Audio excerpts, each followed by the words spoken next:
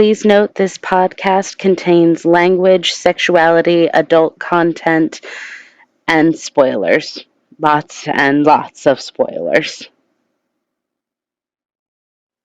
A note to listeners, our sound engineer, Peter Fritz, joined us for this episode. He was not on mic.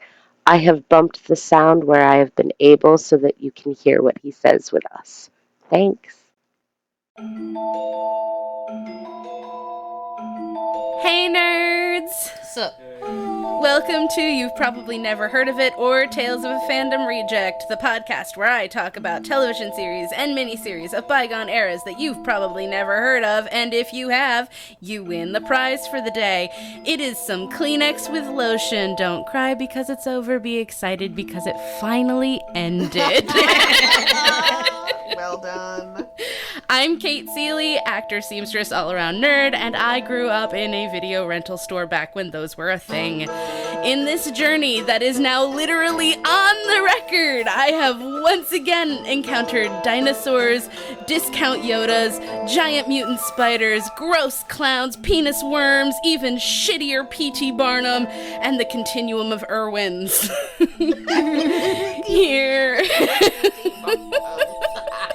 Here with my love, Erin Ouellette, and our dear friend, Kyra Fitzgerald. Hi. And joining us for today's episode is Kyra Fitzgerald's love. Woo!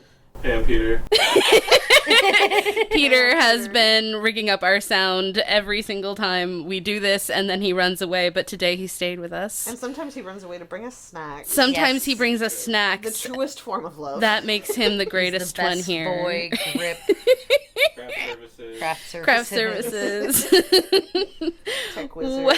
Just all around everything. Welcome everyone to the final adventure of Josh Kirby Time Warrior, Last Battle for the Universe. Dun, dun, dun. Okay, so how did everybody feel about this? This is the first time I have ever gotten people, like, I think outside of my age of 6 time period, because, like, I had a friend back then that I would subject this to. You had a friend? I had a friend. No, I'm dead serious. I had a friend. Oh no! I've graduated to 2 now, and I feel really good about it. We're so mean. That's 100% growth. It's called business. Look it up. Her projections are an extra friend every 30 years. It's really all I can handle, honestly. That is my work limit. Dude, that's She's so gonna real. hit her 90th birthday, get a 4th friend, and die. I can't Like, do I more than can't that. handle this so I much. can't do more. I'm out. Deuces, I'm out. I wish I had a piece of paper just to draw the line graph of. Yeah. Oh, that was so mean of us. Oh, man. I love you. Yeah. See, we've known each other long enough. We know all of her insults are said with love. Truly. Yeah, no. We I just can't believe it. in unison. In unison. We didn't even look at each other. No. We were both like dicking around on our phones. Yep. We just popped up to just throw like fucking Kate sketches strays over here for no reason. Kate made us watch this whole series. Oh, She touche. can take Yeah. That's right. Yeah. I That's can handle right. it. It's all good. I See? get it. Bullying is fine. Only It's if fine. it's consensual. Yeah, we did kind of all sign up for this. Oh my god, yeah, that was in the contract. All right. So we made it through this, and I'm really proud of you guys, and thank you for being strong. Never been stronger. I'm just pulling through the tears. All right. Well, let's start at the beginning. A very good place to start. For the 80th time. We begin in the standoff between Josh and Irwin. Zoetrope is incapacitated, and Irwin is about to shoot Josh. When Azabeth and Prism show up, because they're helpful. Yay! Irwin reveals himself to be the Minister of Science of the Utopian Dynasty of Earth. Yeah, I'm gonna hard pass on that. And his mission is to keep the nullifier out of the hands of the enemies of the state. All this feels too close to reality. Is it a utopia if utopia's in the name? That doesn't feel... Like, if you have to tell people that it's utopian... Super fun time Futureland. I don't know that it's utopian. Yeah. Realizing what's happening here, Josh refuses to hand over the last nullifier piece. Only when Erwin threatens to shoot Azabeth does he hand it over. Don't He has to negotiate put with it terrorists. in his, has to put it in the weird ass grocery bag. Oh yeah, Erwin like is the weirdest. straight dangling like his mesh.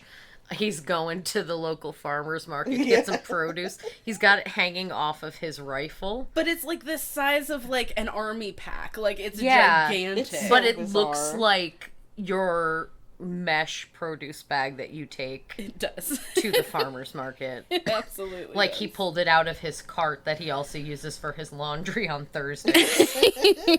Yeah, no, that's the bag he brings when he's buying, like, big-ass watermelons. Yeah, Yes. when he got to get all them watermelons because he like it thick. Yeah,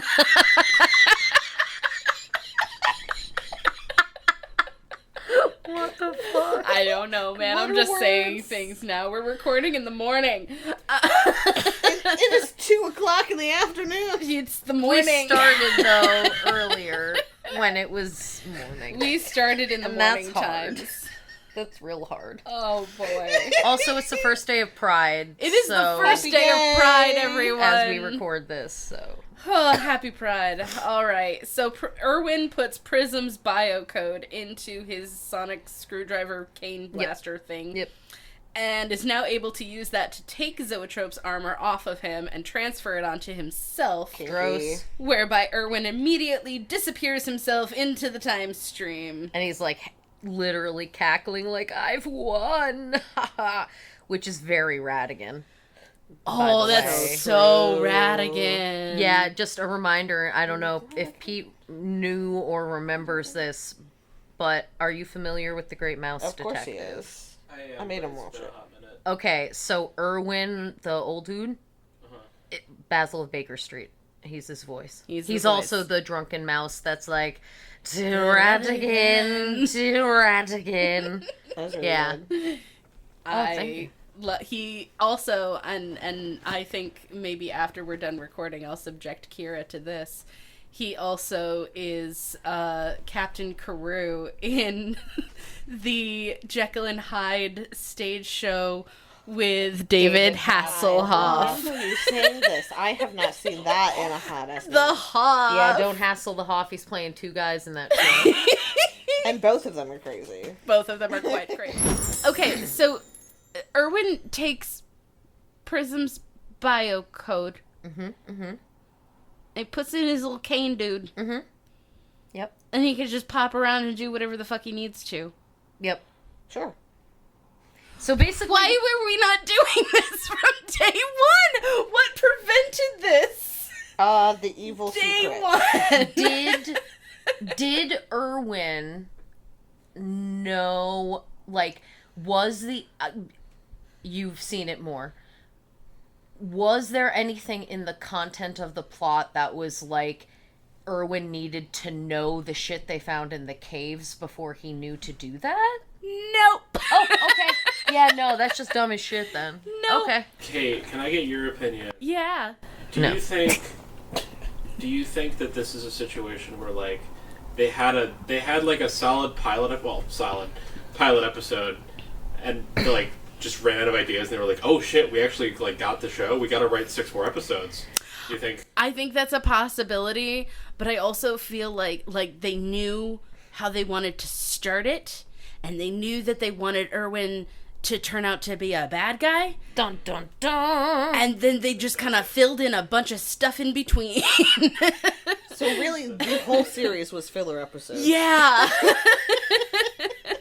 A lot of We stuff have in a between. broad idea that this guy sucks. Because, like, honestly, other than, like, we'll get to it, but, like, nothing from the previous episodes other than Josh's growing powers has mattered at all. Nothing matters. No. All right, so Josh goes running through the caves screaming for Erwin, looking very much like a replay of his Men in Tights cameo. Facts. Facts. Legitimately, like, you expect him to run into Carrie Elway. And to do, like, They the full could not hands on afford face. him. They could not afford Carrie Elway. They couldn't even afford better anything. The only thing I think they spent money well on is the mushroom people. Yep, makeup and costumes. Makeup and costumes for those mushroom people were amazing. They couldn't even afford to give him a second shirt after his arm was ripped off. I know. I mean, nope. come on. Nope, no new shirt. You gotta walk around with a ripped shirt. That's it. Until he gets that awful mesh chainmail, air Chainmail. quotes. We'll get to that. When you pointed it out that he had the ripped shirt, I was like, actually, wait, maybe he wouldn't have the option to have another shirt. Because he's in his home, but it's 1980s, or 1980 Jack Kirby's house, where Jack Kirby wasn't born yet, so he wouldn't have his own wardrobe to access. He could just Josh Kirby. Jack Kirby, Yeah, whatever. Jack Kirby for all the From nerds. Marvel. Yeah. Yeah. Jack Kirby, like Batman Jack Kirby. Yeah. Alright, got that. Whatever. No. We There's literally a thing where I talk about loving Garrick, and she like has like a screenshot of Garrick in the episode. literally Like, I don't started even worry working about it. on Derek from DS9. Yes. Yeah. Okay. So Asbeth laments trusting Erwin, and she reminds us of the first code of Kang. Things are not always as they appear. Wink, wonk. Codes of Kang! It's not technically a thing, but like I like it when Kyra sings it. So Zoetrope stumbles into the cave with them and lets Josh mind probe with him Unfortunate. to learn why Erwin betrayed them. Dude, I he's would too into say let's is an understatement. He borderline is like begging. He like grabs Josh's Touch my hand. forehead, Josh. Yeah. Touch it. So Josh sees Erwin and Zoetrope arguing in the 25th century. He sees that Erwin has invented or found whatever. It's something called a decimator, and Zoetrope points out that handing this kind of alien tech or bomb or whatever it is over to the government will mean dooming the planet to live under tyrannical threat.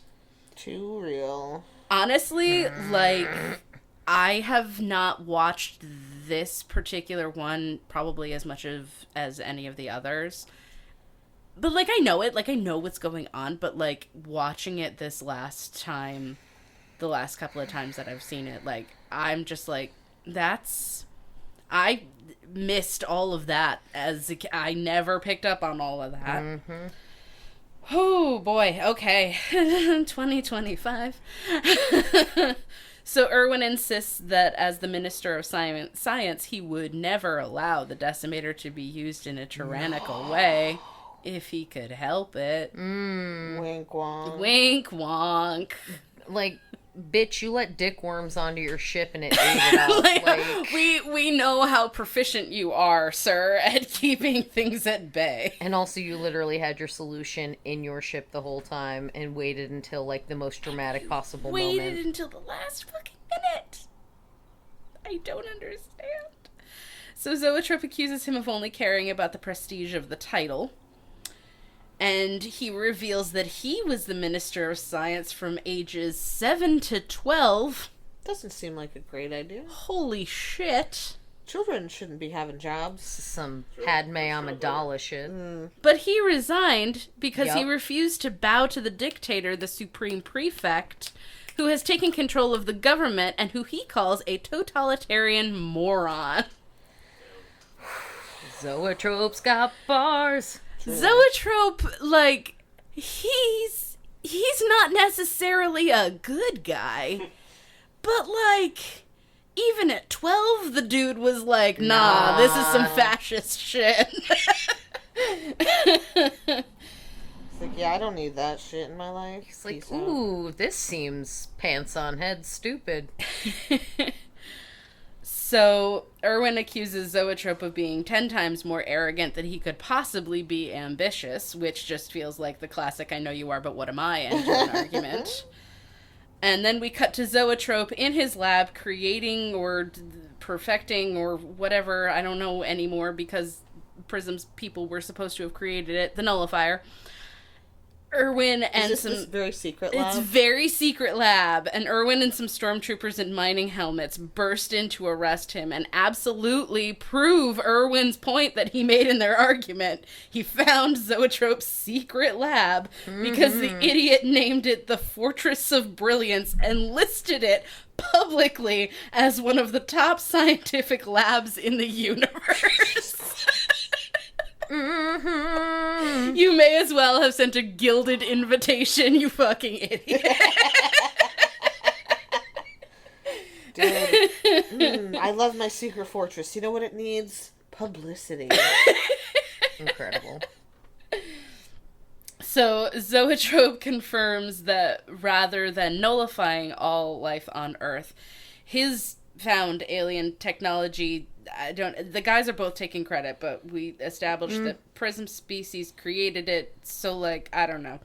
So the nullifier was intended to reverse the effects of Erwin's decimator, so that the fascist regime won't be able to hold this threat over them. Erwin lists off Zoetrope's resume in order to arrest him. Yep. As one does. Takes the nullifier and banishes Zoetrope to a mining colony. Erwin just keeps trying to get rid of Zoetrope by selling him into slavery. Just over and over and over again. Yep, not lost on me. And Zoetrope gets out of it, but we never know how every single time. That's not important. Every single time. Nah. I just... Can I jump in for a quick Please Absolutely. do. Please do. I just now noticed, like probably 20 years too late, that because Fortress of Brilliance, right? Yeah. The first thing I think of is the Fortress of Solitude. Sure. Right. Where no one is ever alone. Because that's where the Justice League is. Yep. There's Never. there's always multiple people in the Fortress of Solitude. It's What a terrible name. he's super bad at naming shit. He really That's we thought kryptonite was his weakness, and here he we really are. wanted to be alone there, and then he like accidentally mentioned it to one other Yup. member of the Justice League, and now they just won't leave They him alone. won't leave him alone. He's just crashing on his couch all But it the was time. fucking Aquaman.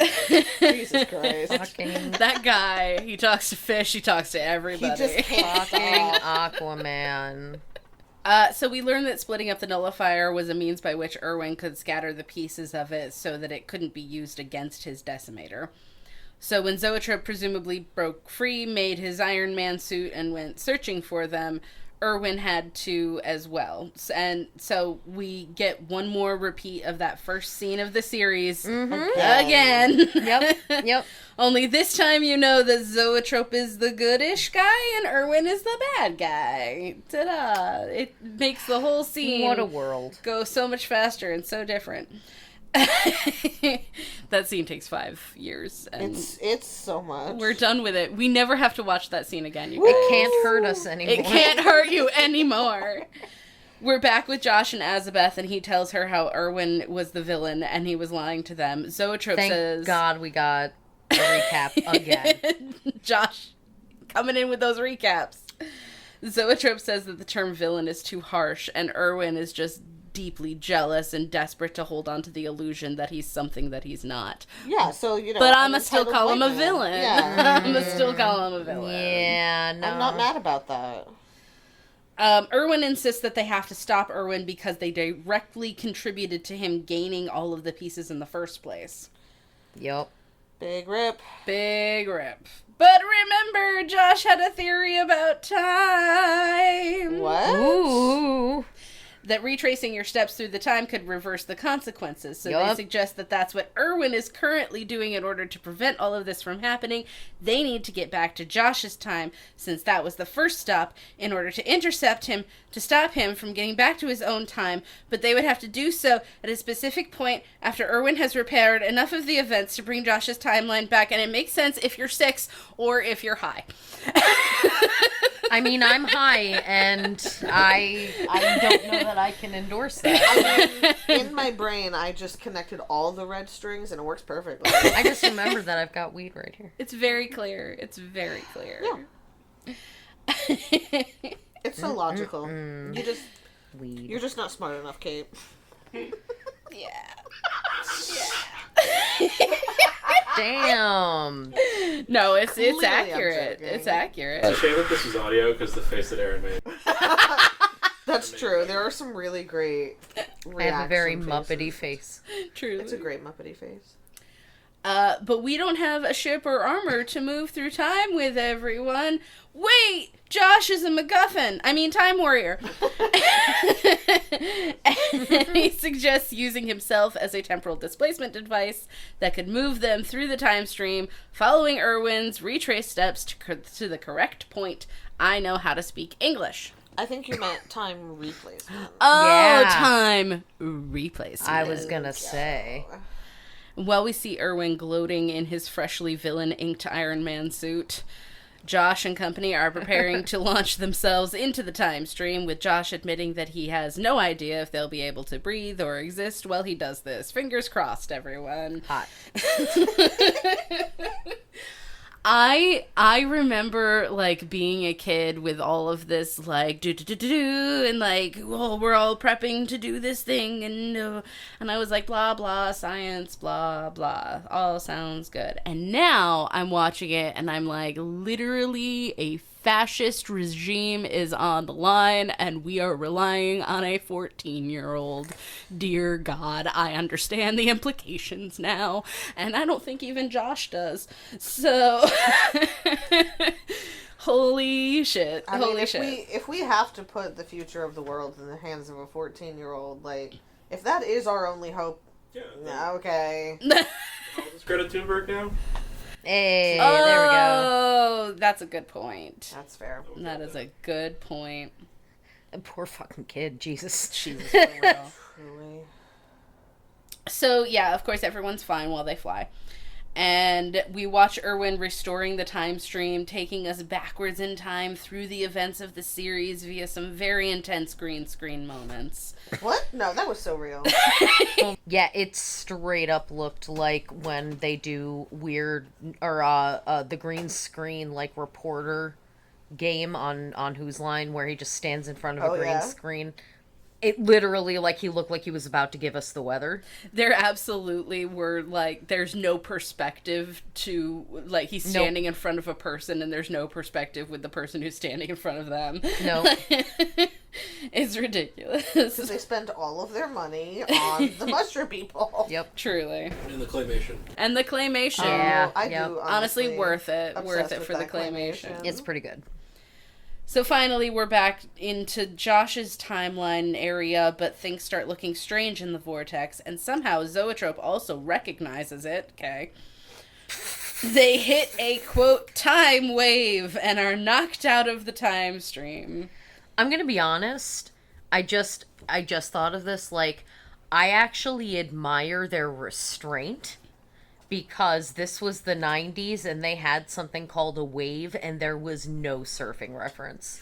That's true. That's true. Pretty fucking impressive for the 90s. Yeah. So, like, Yeah. well played, guys. Yeah. I look at you. They had enough flannel to make up for it. Touche. There we go. More the grunge, less the California. Way more Washington. Truly. So they've done it, everyone. They landed in front of Josh's house. Hey. Azabeth is shooketh. And we're all going to once again get a dose of how horrific her world was. She marvels over the cul-de-sac, saying it's what her people have been fighting for generations. The suburbs. She cites that there are no slave pens, no pain chambers where people are herded in like cattle, no acid pools, no guards keeping you out of restricted zones. Touche. Okay. Oh, No. boy. You just have the HOA. Just the HOA. I mean, honestly. They're truly the evil ones here. Honestly, yeah. Yeah, it's true. I'm really proud of that one. You should be. Dude, the HOA It's is accurate. the true villain of this story. 100%. I was just about to say we meet the true villain of the story, Reaganomics. But Yep. Yeah, no, just all the above. Oh man. And I I remember being a kid and like that line, that whole section, and me being just like Josh and being like, oh, that's really sad. Okay, moving on. Wow. Wow, your world sucks. That is a... Glad I don't live there. Moving on. So no time to linger too hard, because here comes Dad, literally barreling into them. Ah, Play-Doh face. But Josh's dad can't see them. Zoetrope theorizes that the time wave has made them invisible. Cowabunga, dude. He insinuates that a more experienced time warrior could have navigated that sort of disruption, and Josh takes the insult, whispering to Azabeth that he might be the good guy, but he's still a dick. Not quite in those words. Close. What does he call him in lieu of dick? I don't remember. Oh, he's still a jerk or something like that. Like, okay. Yeah. Super 90s. I wish that Josh had just been like, you dick. It's like when you have the rating for like one swear. Yeah. Yeah, you get the one swear. That's what they used This it is on. my one. You asshole. This is where we get a Code of Kang. The codes of Kang. Large ideas often spring from large heads. Burn. That's number 19, everybody. Yeah, fuck intellectualism. Yeah, that's right. No. No. He's being a dick. Yeah, he's being a jerk. Josh realizes that things look a little bit off. Things are brighter and shinier. So Prism leads them to the newspaper. 80. Brighter and shinier. Everything's just neon.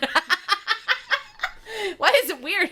Everything's really electric pink, and I don't know why. Because it's the 80s. And flammable. And Coke dust in the air.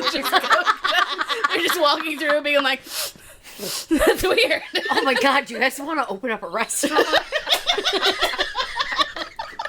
Oh my god, when we're done like fixing time. Oh, I'm gonna punch time in the face when I'm done fixing time, y'all. Oh, I'm gonna fix time and then I'm gonna fuck him up. Oh, yes, chef.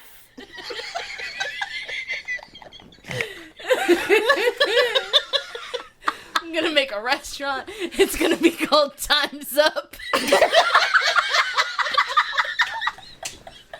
And we only serve shots because you can drink it really fast.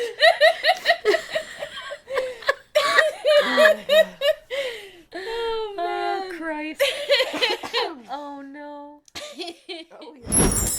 Okay, You're so cute mess. Prism leads them to the newspaper on the stoop, revealing that they accidentally landed 14 years ahead of Erwin. It's 1980. Josh is still a baby, and his dad is building the doghouse for Genghis Khan. Yay. Welcome back, Genghis Khan! Changus. He's so cute and tiny. The cutest little puppy. He's so freaking precious. Also, is this part of the sequence where Prism just straight up garden gnomes Yeah. Oh my in the god. background? Like literally, They like just set him there. somebody just set the puppet down and just walked away. Yep. And that fucker is It was just like, nobody will standing notice. like he's waiting to get tipped for being a living statue. I feel like in one, when they did one angle, they were like, oh shit, he should at least be kind of moving. So they're like remote controlling him to be like, "Arr." Like So that's it in the background. So he's just like the gopher from fucking Cate. Yeah, exactly. Fair enough. Fair enough. Exactly.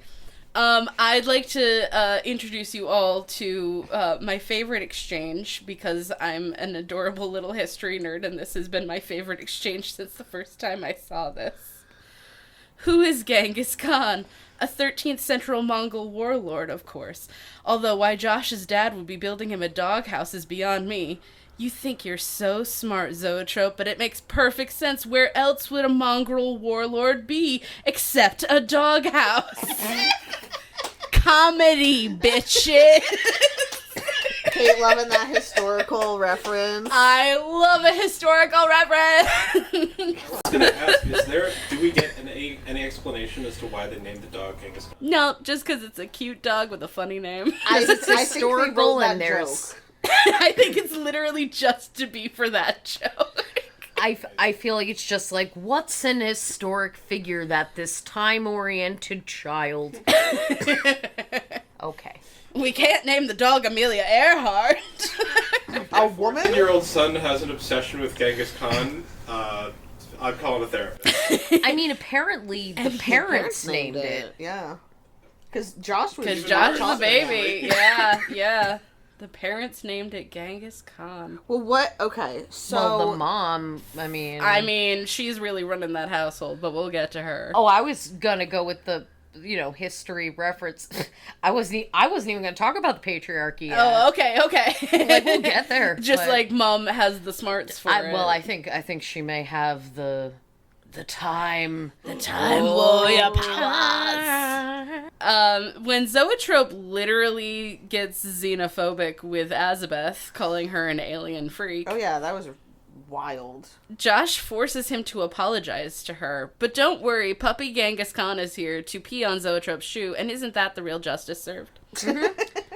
Josh's Time Warrior powers haven't recharged yet, though, so they're going to be stuck here for 12 hours again. I suggested we whip batteries at him to see if he would See if he recharge. charges up. Possibly scuff his feet on some carpet. Yeah. Just until his hair starts zapping, and then you Exactly. can... You get a balloon, see if it sticks, then he's ready. then he's ready. Ready. Like the Easy microwave. bake oven. Yep. I mean, an easy baked oven does take about 12 hours to make a That spindle. is true. Oh, yeah. snap. So Josh is an easy Kinda, bake oven. yeah. You're welcome. Sponsor, not sponsored. Not sponsored. Sponsor us, Easy Bake Oven. Sponsor us, Easy Bake Oven. I would be so happy about that. I'm not That'd even be gonna lie. honest. What? That'd be awesome. Not honest. That would be on it. It would be so on it, you guys. It'd be so honest. I'm trying to make fetch happen. It's never going to happen. So this may mean that they won't stop Erwin, and in fact, we see that Erwin has made it back to his timeline now. Where And he's straight dancing. he is straight Oh my up God, it's so dancing funny. in the Iron Man suit. Okay, but I have a question. Yes. If they have time powers, Yes. and they can go anywhere Yes. in space and time, Yes, dear. how does waiting 12 hours mean they won't be there in time to stop him? What a wonderful question. That is a great question, because you could just go Just go back to the right to time. before he got back. I believe But you can never go back to before. 10 years earlier, this very question was also asked by Marty McFly. By Marty McFly, exactly. Where he was like, wait, I've got a time machine. I'll go back, I don't know, 10 minutes? You know where he invented Johnny Be Good. Yeah, that's right. So immediately his boss calls, and we get to see the Supreme Prefect, who has an indiscriminate accent and doesn't not look like Hitler. Yeah, he's got a Future little Hitler. got a little Hitler, got a little Stalin, doing a little, peppering in all the different Meshing them all together. Yeah, You know, history's favorites. It's like the now that's what I call music of Now that's what Go goes- Now all fascists. Oops, all fascist.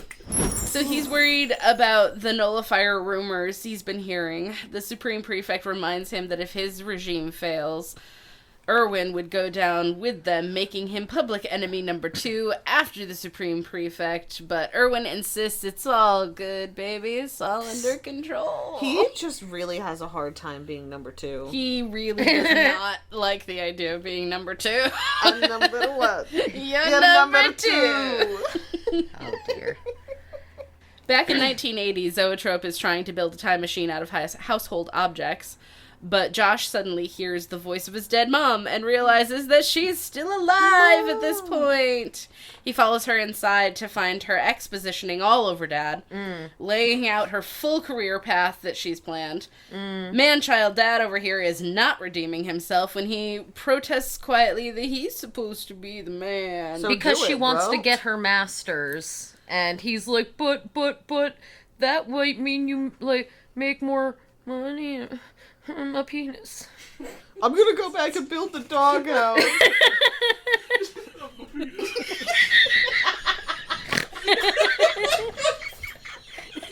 You know, having to talk every day.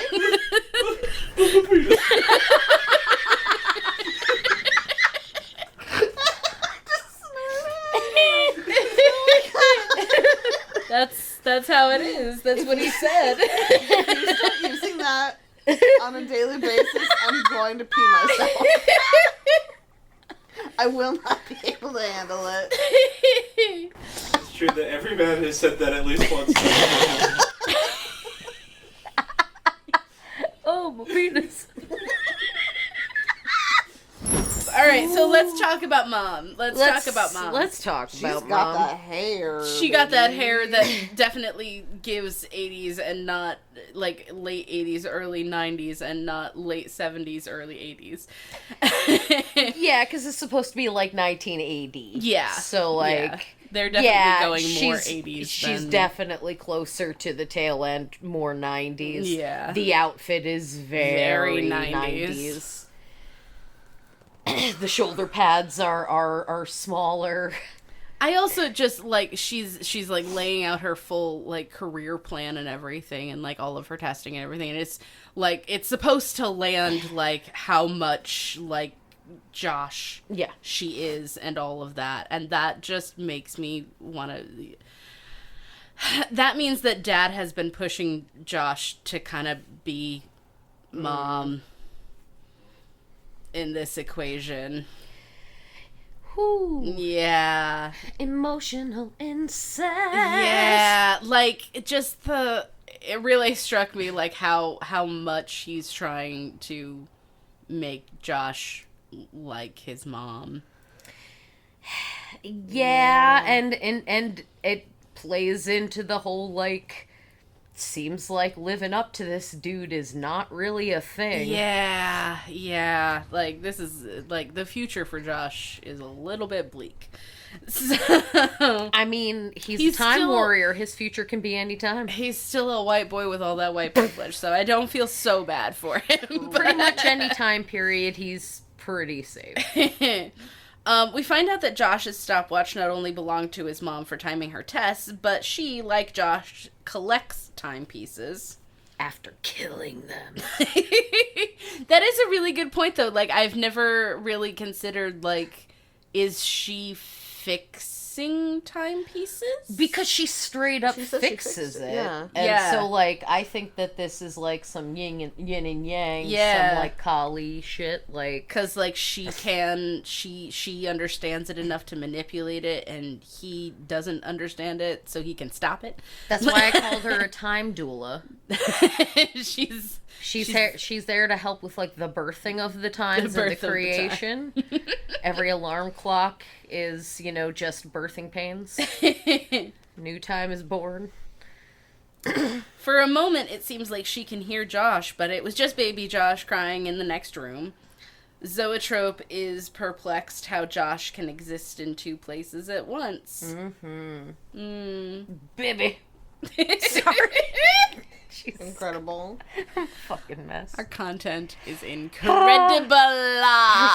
It's a cute ass baby. It's a cute admittedly. baby. Looks very patchy though. I worry about. A little bit. Ton baby. I wonder if they tried to put makeup on the baby, and that did not go well. I thought that they were very much implying that somehow he was like ill because he's a little time warrior. Like maybe it's effing his metabolism, so he's always running a fever or something. Right. Yeah, I don't know. Because he looked very patchy. Yeah. I thought straight away. I was like, oh shit, is this? I thought they were gonna go really hard for a second, and that like being present, like he was somehow draining the baby or something. Oh, and yeah. I was like, oh, that would have been shit. way more interesting. Like, oh my god, is it Josh that dies? Because then this is Flashpoint, and then his mom becomes fucking the Joker, right? Yeah. and Putty Face becomes goddamn Batman. Look, it could have been so many things. Sorry, I just gotta say, the only Joker I want to see at this point is Martha Wayne. Anyway. Truly. Meanwhile, I'm over here just like, that Sorry. baby has cute shorts. Baby has cute shorts.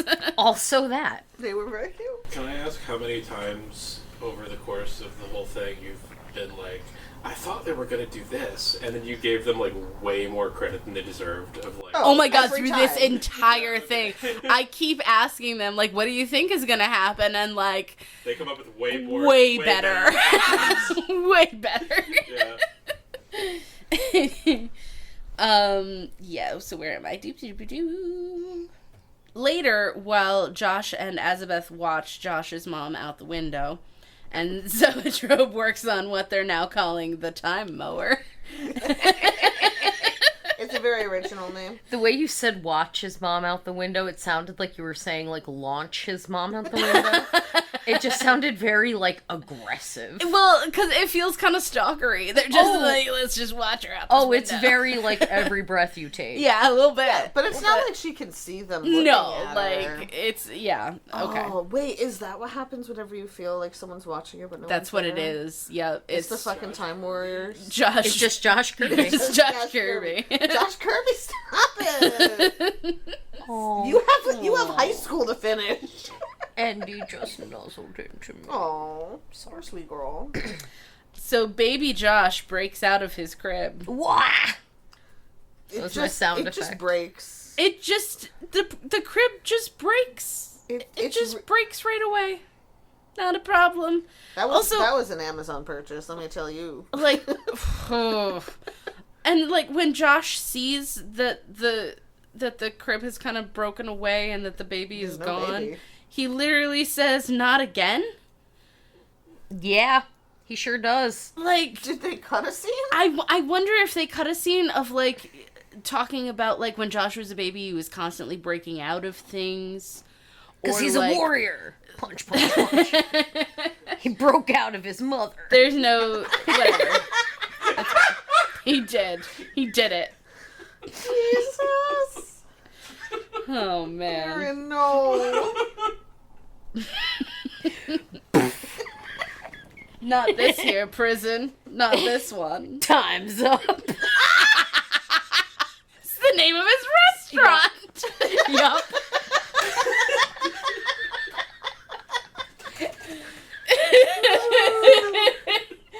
We sure are recording a podcast.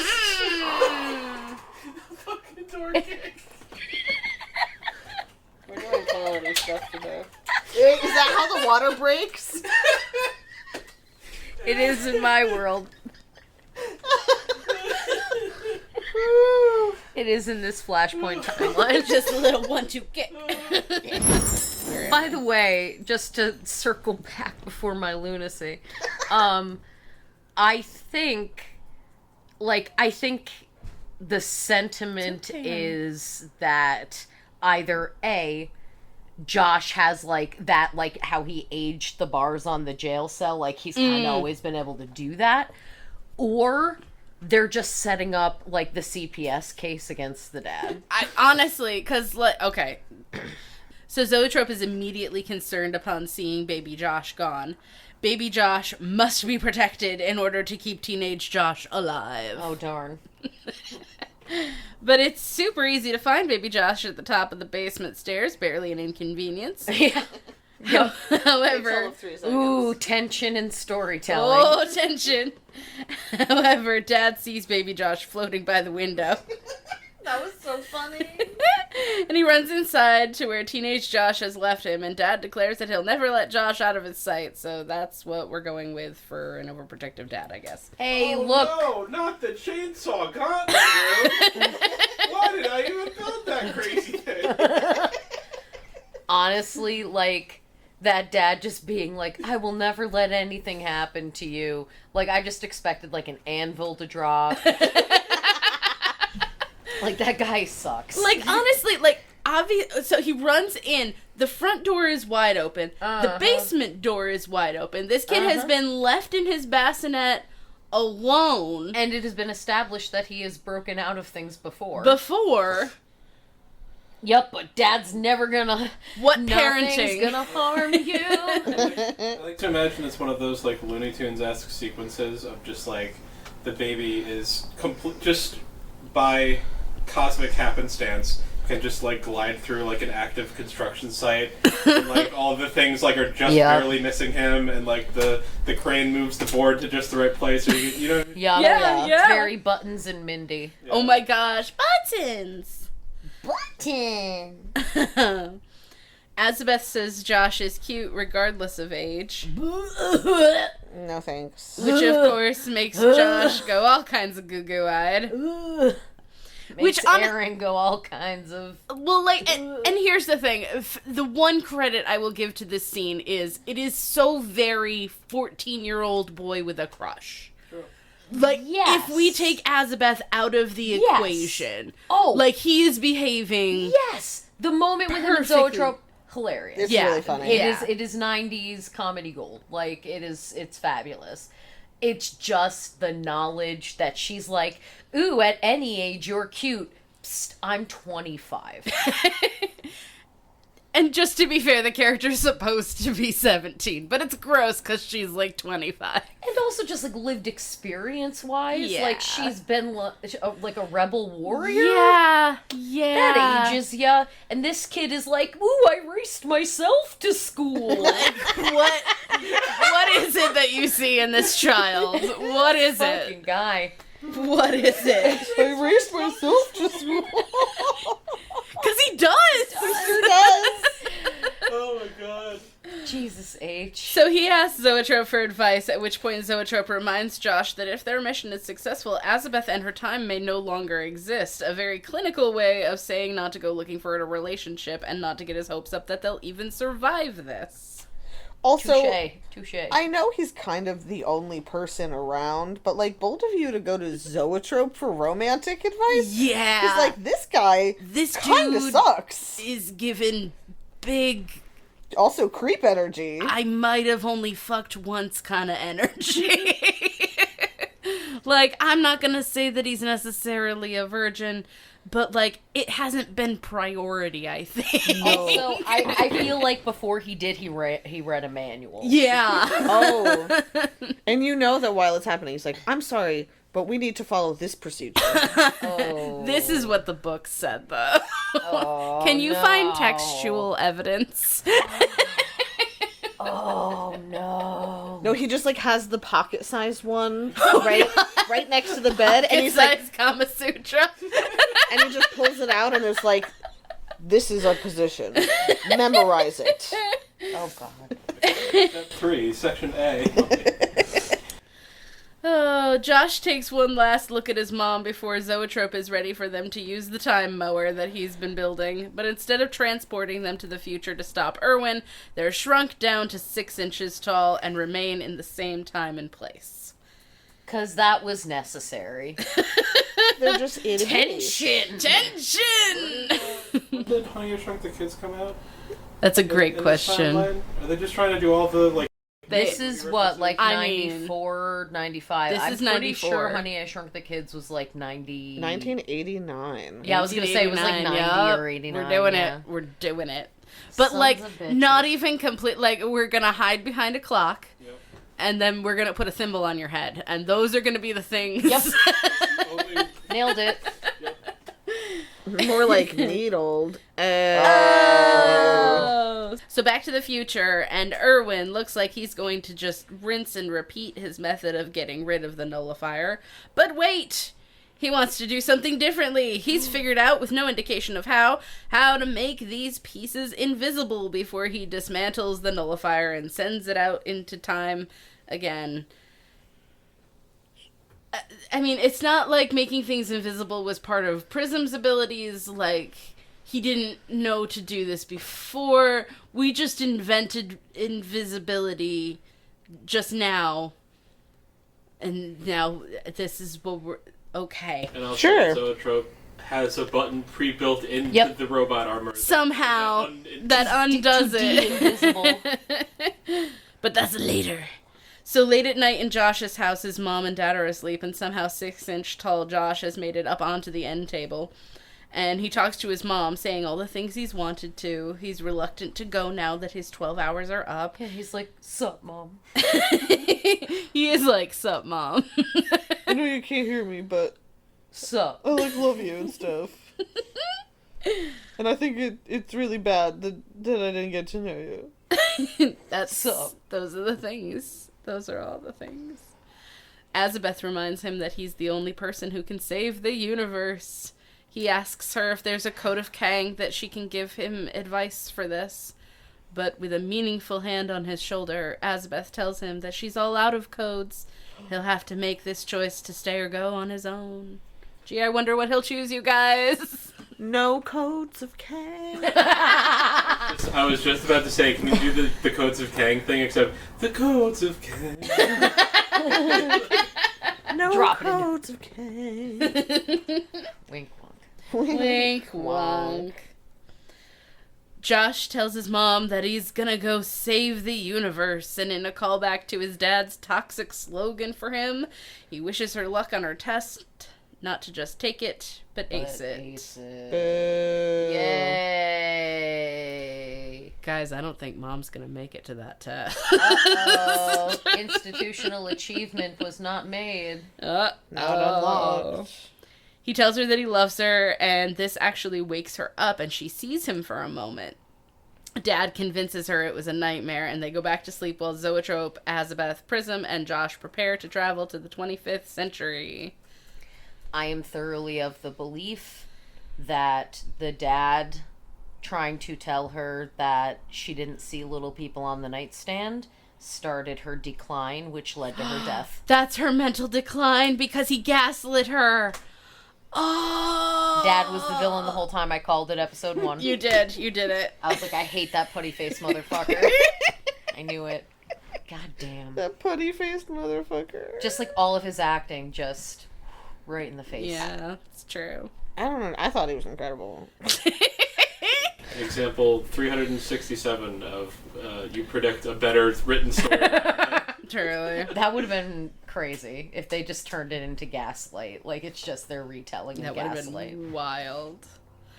But womp womp, nothing happens. Wink wonk. Instead, baby Josh begins to cry, and Zoetrope realizes that the two Joshes can share time and space, but only one of them can be a time warrior, and it's baby Josh. It's the baby. So I posited, again, we should kill current Josh. And use the baby's power. Yep. Seems like the only way. So now Zoetrope concludes that without technology from the 25th century, there's no way to create a time machine, and baby Josh is certainly not going to be able to move them through time. But teenage Josh points out that their CDL bracelets are all tech from the 25th century. Oh my god. Oh my god. Oh my god. Zoetrope rigs up a time machine, and they arm Josh up with tiny found objects. Yep. Also, when Josh suggests this, Zoetrope says, "Josh, you're a genius." To which I said, "Wow, that really means something coming from a genius." He should know. He's the first, most smartest man. He's the most smartiest. He's the most smartiest. He has the biggest smarty pants. You heard his resume. As a threat. His resume was literally read out to us. It sure was. Also, when that happened, I just had an image of Erwin, like, in the mirror, like, okay, so we did this and this and... What was the other time? Fuck. Okay, so I got just, like, memorizing it. He's got like a pin board. He's like Yep. got yarn. Oh, you know it. I just gotta put it out there. Memorizing someone else's resume? That's pretty gay. Pretty good. That's pretty gay. Happy Pride. Happy Happy Pride, Pride. everyone. Pride wins. And Josh Kirby. No, it does not. So Josh thinks they're all going, but Zoetrope explains that the machine can only conduct one person, and it will require the power from all of their bracelets. Without their bracelets, they will each be zapped into the nothing.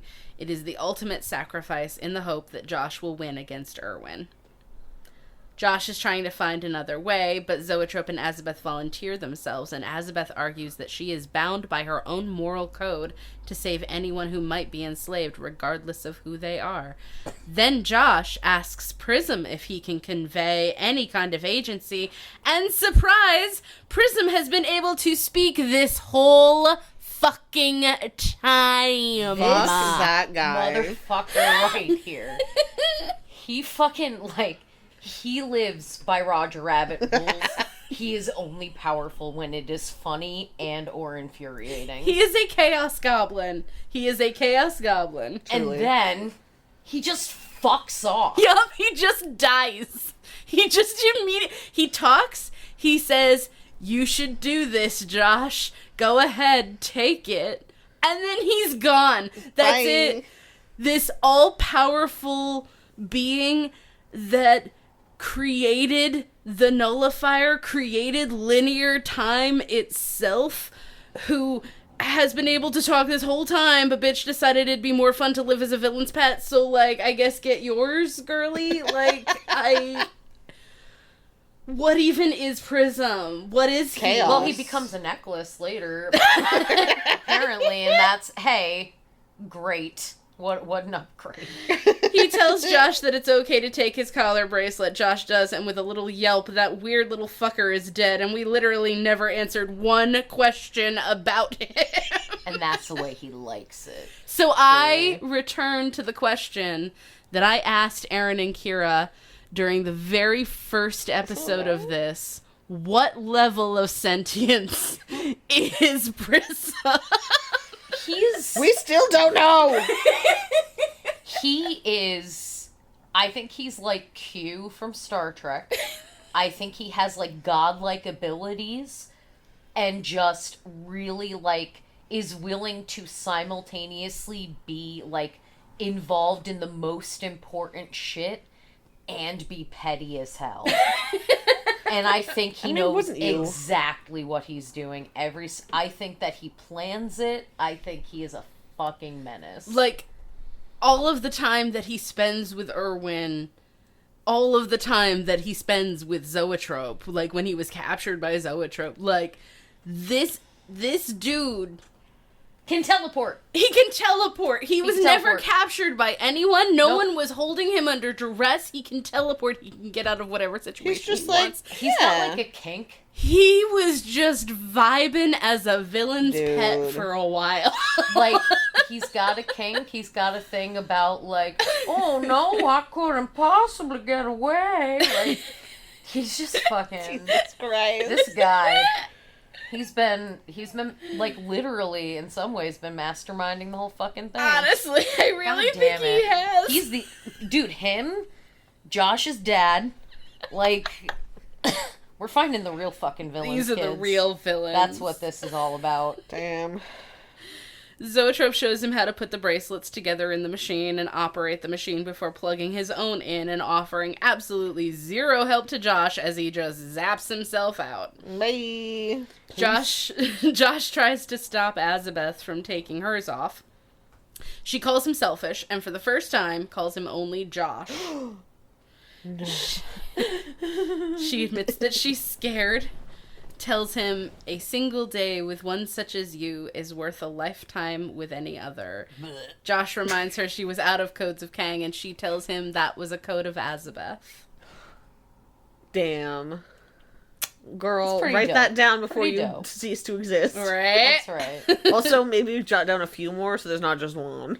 Okay. The code of Azabeth. I'm going to state this, and then I'm State just it. going to let you guys respond how you need to. Oh, God. She kisses him. My favorite part was that she just disappears halfway through. She leaves her bracelet in his hand as she zaps out. But also, like, the fact that that was how she ended her life was kissing this 14-year-old boy. Yeah. And, She had to girl, escape you the deserve predator better. list. Like, the worst way. The worst. You went through slavery for that? That. There it is, babe. Fuck, man. For Killing it. that. Also, like, For that privileged white boy and his flannel. I could not tell you exactly what happened in the kiss because I straight covered my face like it was a horror movie. Erin refused Straight up to did look. not look. I couldn't look away. It was upsetting. It is a like known thing in my sphere of people that I am not the motherfucker who looks at train wrecks. Like, Nope. I do not rubberneck. I do not, because if I can't help, I don't want to look. And if I can't stop that nasty bullshit, I don't want to know it's happening. I am helpless over here. I'm just gonna bury my face. Ugh. Ugh. Oh, it's so gross. So now Also- Josh is... Oh, sorry. Go ahead. Sorry. Finish, Get it. finish your thought. Just also the fact that there was no, like, holy shit, you can talk? No! There was no reaction! No! Well, he mic dropped and then fucked off. Like, And Josh nobody was got just a like, chance no. to say a fucking thing. No questions. Oh, boy. Jillian Damn. Holtzman, Radio Times. What have you been doing with your whole life? Deuces disappears. Oh, He's such a dick. Oh There's my such a God. little dick. So now Josh is on his way to the 25th century in his thimble and mesh armor. I have a theory about the mesh armor. Okay. Okay, so how many times in this show was Azabeth thwarted by somebody throwing a fucking net on her, right? Oh! So he's like, I need my handy, it's like keep your towel on you, but not keep a net. It's a net thing. Oh. Because he saw, like, the greatest warrior he's ever known. Yeah. You know, was thwarted by a just net. Absolutely, her kryptonite was like a fishing net. Yep. So I think she's part mermaid. he does not trust the Gordon's fisherman. also, when he put that thimble on his head, I And was it's like, got a little eye yeah, cut he out. cut out the thing for the eyes, and I was just like, but when you get big, will the thimble also get? Because the thimble is normal sized, so will it stay normal sized, and then your head is just crushed by this tiny, tiny thimble? I expect it to happen every single time, and every time it doesn't, I'm sad. Oh, I'm sorry you didn't get your dose of murder. I want it to happen. I get it. I They know. also I mean, totally gloss over the whole size change thing. Yeah, no, like, I think Zoetrope says to Josh, like, you should be back to normal size after Okay. you've moved. But, like, Hand wave it. hope so. we're making this up as we go. Oh. It's Zoetrope's like hand wave power where he just keeps escaping from shit, and like most of the time it's never explained. It's never gonna be explained. Like the one time we see is like him getting unstuck off of a cactus. Yep. Oh yeah, that's right. Yep, that's the one And that is- time we've seen him struggle. And that is apparently the genius of his escape is always to lure some motherfucker with food. That's why they just want to keep showing it. I mean, again. that's how I get you guys here to record. I mean, not a lie. I just am like, hey, food. Erwin succeeds in making the nullifier invisible and starts trying to send it out again. Josh's time machine lands directly on the clock launcher thingy, stopping it. Josh is normal size now, and they have a little fighty fight. Erwin tries to send the pieces anyway, but apparently Josh can catch them before they go up into the cyclone, so now Josh is playing catch with invisible nullifier pieces, which seems safe. And instead of trying to restrain Josh, Erwin just keeps trying to launch the pieces until Josh runs into the center of the clock machine and drives the needle spear into it. It disintegrates, taking all of Erwin's lackeys with it, leaving Josh behind. Josh and Erwin square up and have a weird little sword fight. Go, Erin. okay.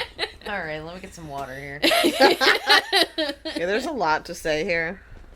So number one, I feel like the whole having to catch the invisible nullifier pieces, I feel like that was their, you know, they weren't allowed to make the surfing joke about the time wave, so they had to have their 90s sports.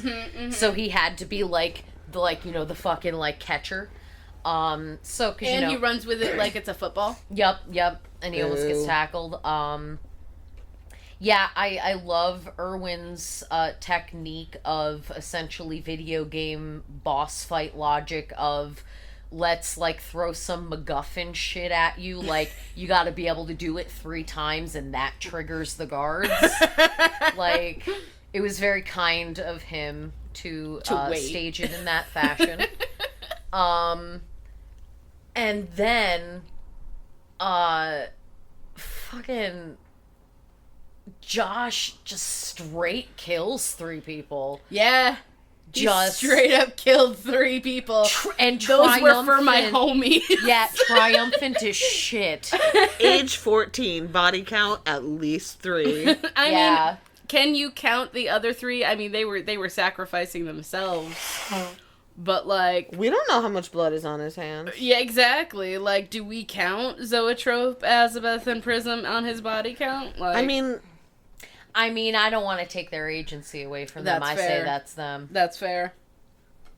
But But yeah, that was for his homies. are we You know calling that what? like assisted suicide? you know what? He was a witness to it. But in some ways it could have been like almost like murder-suicide, because Zoetrope was like, I have no idea if this is going to work. But also, I wonder if, like, Cate, like, you know how every 30 years you acquire a new friend? Yeah. I think maybe every 14 years Josh murders people. He just gets He just a goes on little a rampage. He can't do a little murder. He can't do just a little. And your man cheats. Your man cheats. Shout out to Josh Johnson. Josh Johnson. Josh Kirby, the world's slowest serial killer. Well, He's got all the time in the world. Also, I'm sorry to invoke Josh Kirby in the wake of a death of way better Josh.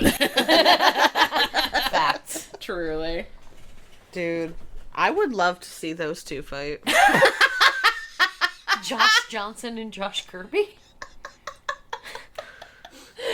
Because Josh Kirby would be there with his stupid needle, like, He would just, like, take him down with a beautifully eloquent sentence. He'd just be on his knees, like, no! He'd basically, like, be a bard and, like, I don't know, like, cast some sort of just, like, horrific mockery. Oh, yeah. Like, Be brutal, disabling man. mockery. It'd be amazing. It'd be amazing. It would. Yeah, let's set it up. I like it. We'll have our people Let's reach do out it. to their peoples. To Josh Johnson. I love Yep. Hey, Pete, here are people. Yep. Pete's our Pete, our outreach people. guy. Craft services, best boy, grip. True. All right. He's a Pete for all ages. Aww. Josh is knocked down and he doesn't get back up again. Oh, Chumbawamba.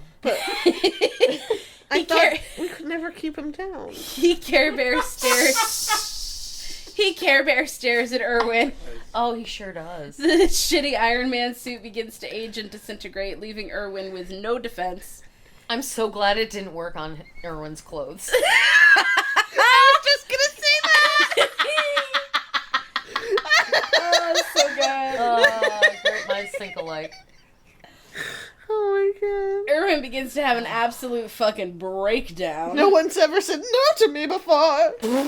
And just then, right on cue, Zoetrope arrives, not knowing shit, not knowing Josh, but it doesn't matter, because Josh just tells him exactly what's up and how to fix everything. And Zoetrope's like, cool. Cool. Erwin is left defeated, and Josh assures him that he'll probably be the most brilliant man in whatever galactic prison he's put in. And Erwin is actually heartened by this. Even if he's in prison, he still gets to claim some superiority, so leave it to a white man, I guess. He also straight starts talking about, like, the cranial density Oh, of criminals. yeah. That's not. So he's just like, oh, great, I'm going to prison. Let's just go straight for phrenology. Like, let's just go that Deep- kind of racist. Deep into the phrenology Like- racism, yeah. Ooh.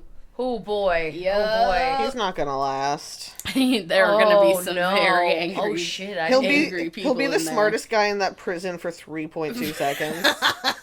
Oh, Truly. man. Somebody's gonna smartly fucking shank him. Yep. Oh, man. Yeah, oh my god. Over under, like, how long does Erwin make it in prison? Oh, 3.2 seconds.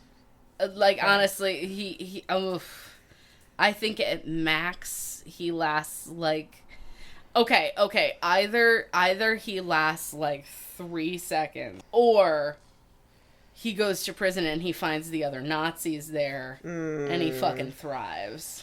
Well, Boo. the thing is I think he runs his mouth the moment he's in, like, Gen Pop and he just gets shanked. Like, Yeah, even if yeah. he's got, like Nazi homies, like, he's Yeah. gonna say some dipshitty arrogant thing, Even and, like, the one of Nazi his homies own are like, guys are "Nah." just gonna be like... Yeah, he either dies, like, right away, or they have to put him in solitary for his own safety. Yeah. Yeah, everyone because they're wants to just kill like, him. I swear to fucking God. Yeah. I am trying to reform here. I am trying to, like, right my path. But this motherfucker here... Ooh, like, somebody's like, oh... Zoetrope makes the nullifier visible again and activates it, and With a button. in the way I that just had. only a children's series could, the Supreme Leader almost immediately calls to report that citizens are rising up against him and thinking for themselves. Horror. The utopian dynasty is suddenly eradicated, and the graphic that was the decimator effects on the 25th century become the graphics of a sim neighborhood. It's so true, though. Yeah, But there's trees now. I've seen better shit in Minecraft. Yeah, SimCity 3. Oh, SimCity 3! Aw. Yeah, I love again, just that hero with 1,000 faces. You need that, and then everybody else is good. Yep. Yep. Everything's fine. Racism's fixed and everything's fine now. And now Josh is back in 1994, waking up in his own bed. He wonders, was it all a dream? He finds his dad and dog just as they should be, and high school is the same as it always was. At school, he tells his friend Erwin about his, quote, dream, and that Erwin was his friend's Lots of Great's grandson, and how he had to fight him for the universe. Instead of being horrified about what might be his friend's subconscious opinion of him, Erwin is super jealous that Josh had a cool dream, because all his dreams are about is shrimp. Can you guys relate? Is this Eleanor Shrimp? Shrimps! I mean, I do fucking love shrimps. I mean, yeah, I don't dream about them frequently. I mean, I would be so thrilled to have a dream that was like shrimps and corgi. Duke attacks him about his homework, and we're reminded that Duke's girlfriend's name is Beth. Welcome back, Charisma Carpenter, for 3 seconds. Hey. She insults Josh and kisses Duke. Bitch. Josh claims the moral and intellectual high ground with Duke, who prepares to punch him, but someone grabs his wrist. It's Azabeth! But is it? What? I love the exchange. Do you know who I am? Oh, sure, you're a jerk with muscles, no brain, and a broken hand. There's nothing wrong with my hand. Now there is! Crunch, crunch, crunch. And then he immediately, falls back and lands on that hand. Yeah. No pain. She breaks Duke's hand, scares him off, and introduces herself to Josh as Elizabeth Kang, a transfer student in her senior year. Off to a great start. Josh notices that she has a necklace that's a crystal prism. No 14-year-old boy is ever going to call attention to jewelry unless it's an excuse to stare at her boobs. Dude. Yeah, you nailed it. I just, there's no... I'm not gonna fight you on that. There's no him staring at her boobs. It's literally just oh, neat necklace. What 14-year-old boy is that's a really cool piece of jewelry?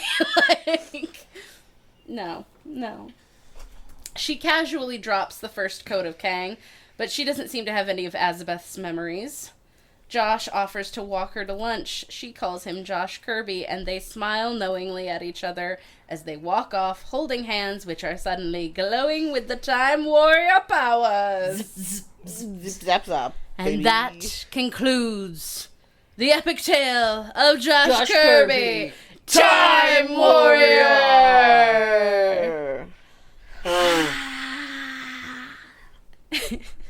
Josh Kirby, you're so amazing. Except for all of the privilege. Kyra, I was really hoping when Kang gets brought up the last time, you'd be like, the surname Kang! Oh, that would have been good. The surname Kang. I'm sorry I let you down. Do you still love me? You do it now. Just throw it in there. It's past. Oh, All right, I well, ruined it. I've ruined everything. The podcast is ruined. we gotta start over. we've officially ruined everything, and we have to start back at the beginning. Now you guys have to watch it all over again. Let's start at the beginning. Again. All right, you guys. Well, just for... Oh, I wanted to pull that back up. Never mind. Just for our own final thoughts, final assessment, what was your favorite episode? How's your feel? How are you alive? Is reality still real to you? Reality's never been real, first of all. Bold of you to assume. Favorite episode. Who's MVP in this for you? at this MVP? point? Yeah. MVP character? Sure. I mean, like, in a love to hate you way, Prism. Okay. All right. I don't know. Come back to me. I gotta think on that more. Okay. I mean, we're not under a time restraint. I can cut shit down. It's Time Warrior. I think my favorite episode would either have to be the Dino Knights or the Mushroom People. I just am so obsessed with the most.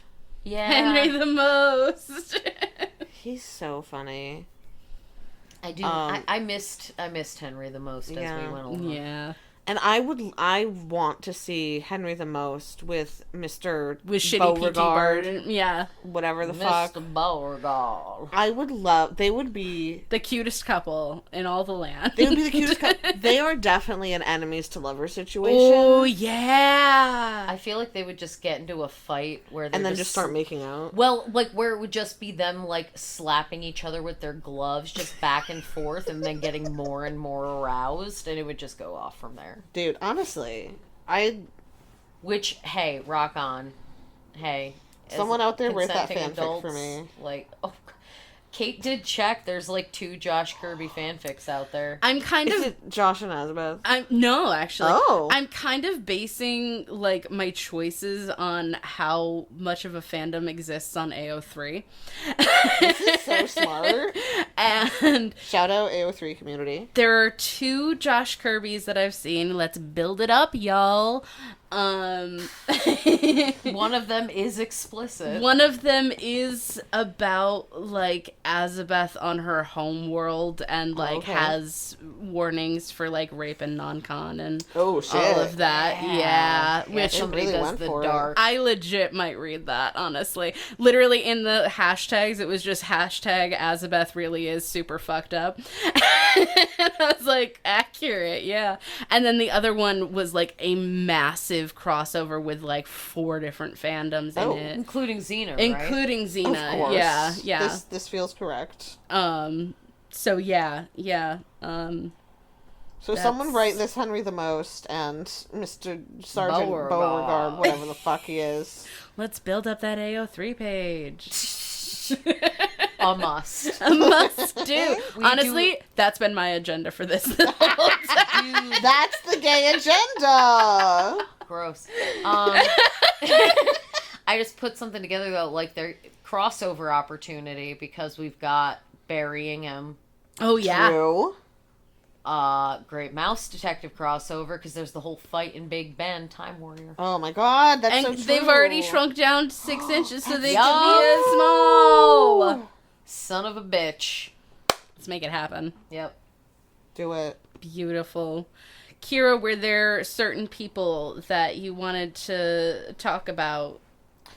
I can't remember. Did we talk about the main cast in the first episode? That's a great question. You know what? Even if we have, let's just talk. Great. So I have pulled up right now our hero, air quotes, Josh Kirby. Josh Kirby himself. He's done a lot of stuff and is still going. Yep. Something in 2025 called Masquerade Mix-Up.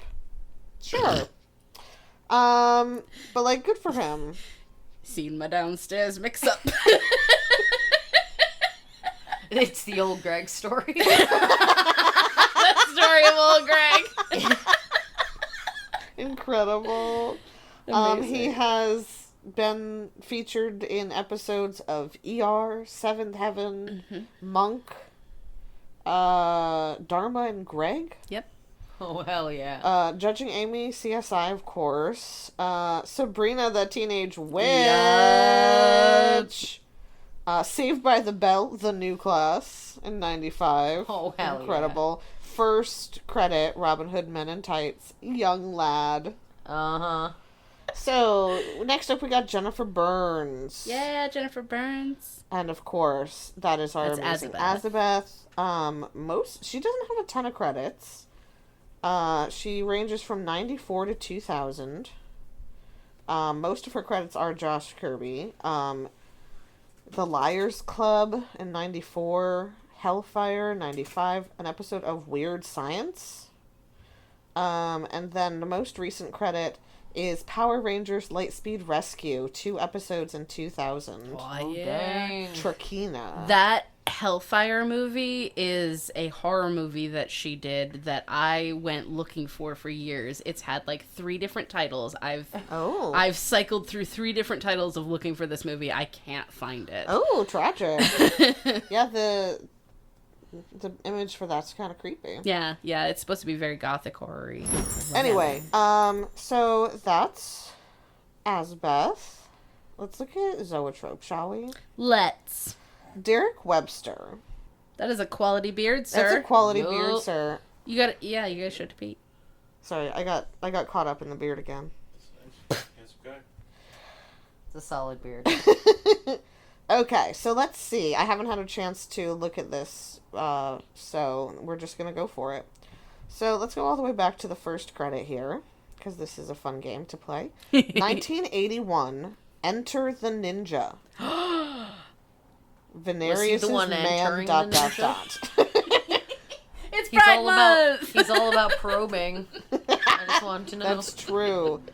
Star Trek The Next Generation. Oh shit! Lieutenant Sanders. So he's One probably just like- episode. He's one of the one of those people who, like, if Data, come with me, I have to do the thing, and then some other guy steps in. One of those. Because he couldn't be Colonel Sanders. One episode of The Nanny. Oh my god. He shows up in a white suit that day with like his own self-made like goatee. They're like, what the actual fuck are you doing? They had to demote him because He doesn't get it. We need to demote him. And when he gets fired, it's a dishonorable discharge. Oh, that's hilarious. Independence Day. Oh shit! Sky Crane pilot. Okay. Alright. One of the pilots. Fuck yeah. 1998 Godzilla. Okay. Utah Captain. Oh god, is that the one with Matthew Broderick? Matthew Broderick was in a Godzilla movie? Yeah, he was. Okay, hold on. I have to look at this. Yeah, he was, buddy. Yeah, there was a really weird night. Shit, it is, yeah. Oh my god. Nice. An episode of Everwood. Haven't heard about that shit in a while. Wait, one episode of Supernatural. What did he do? What? He was a deputy. Fair enough. They Sure, they're everywhere. Uh-huh. An episode of Bones. Days of Our Lives, 2 episodes? Nice. Damn. I think he's currently on some sort of like criminal procedural. Like a Criminal Minds or something. he was Yeah. on Castle for an episode. Desperate Housewife for 3 episodes as a detective. Woo! Damn. Yeah, I feel like he's in like some CSI bullshit. Yeah, he did some CSI, 2 episodes in 2013 to 14. He's as long. I'm still scrolling up. Star Trek Picard as Nice. a Romulan guard for 2 episodes. Oh fuck! Nice. So So he was on the cube. Yeah, probably. 2 episodes of Criminal Minds from 2006 to 2025. Sure. Oh, you That's know his what? most Oh, they recent. put the whole. They put show. the whole show length on there. For, Yeah, for that. not the actors run, just the run of the show, Oh, gotcha. which is crazy. It's long. crazy is that that's insane. been on for so long. So yeah, he's just like going and going. Plugging away. I Plugging love away. it. And cultivating a delightful fucking beard. Yeah, for real. Truly. All right. I know we kind of already talked about our man Erwin. Irwin. We obviously got Basil and Bartholomew in The Great Mouse Detective. Yeah. Let's see what else. First credit 1957, an episode Nice. of Granada Workshop. Oh shit! Granada makes some good. They were my favorite Sherlock show. Was a Granada Oh, okay. show. Let's see. Doctor Who and the Daleks. Mm-hmm. 1965. Mm-hmm. That's crazy. Also, Doctor Who 3 episodes as Prince Paris. That's a different character than they played in the Yeah, other one. Doctor Who reuses actors so it's much. like Star Trek. Like throw a little makeup So on him, much. put a different uniform. He was in 2 episodes of The Jeffersons. Oh, Nice. yeah, moving on up. Simon and fucking love the Simon. Jeffersons. Wow. I'm not judging you. I just liked your interlude. Let's see. 13 episodes of Days of Our Lives. Oh, hell yeah. Who is Yeah, it? get it. What's his character name? Leopold Bronsky. Sure. Dope. Leopold. You know what? I just want to see. Do it. See if there's Just because pictures. my mom was a Days of Our Lives Fair enough. person, and I'm so curious if I ever. Also one episode of Matlock, an episode of Star Trek The Next Generation, 2 episodes of Murder, She Wrote, and now we're just Murder, getting She to Wrote. Josh Kirby. And then between 1996 and 2001, there's kind of a break. So after Josh Kirby, he doesn't have any credits until He needed Jekyll and to- Hyde the musical. He needed to take a little break. Good. And you come back for Jekyll For Jekyll and Hyde the musical. Starring David David Hasselhoff. Is that real? It's real. Oh, it's real. It is a real I've watched thing. it. Yup. Yes.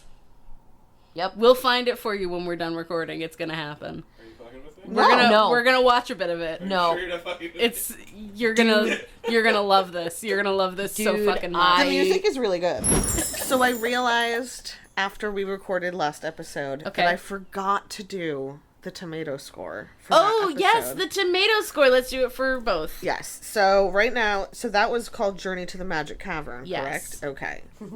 Disgusting. Journey to your magic cavern. Also, shout out How Caverns. Shout out How Hey. Cavern. They are amazing. If you're ever in that area, go to How Caverns. It fucking rocks. Literally. But also sponsor us, How Caverns. Okay. Also queer friendly. Also queer friendly. Happy Pride. Happy Pride! The gays win. Okay. So, that episode does not have a tomatometer.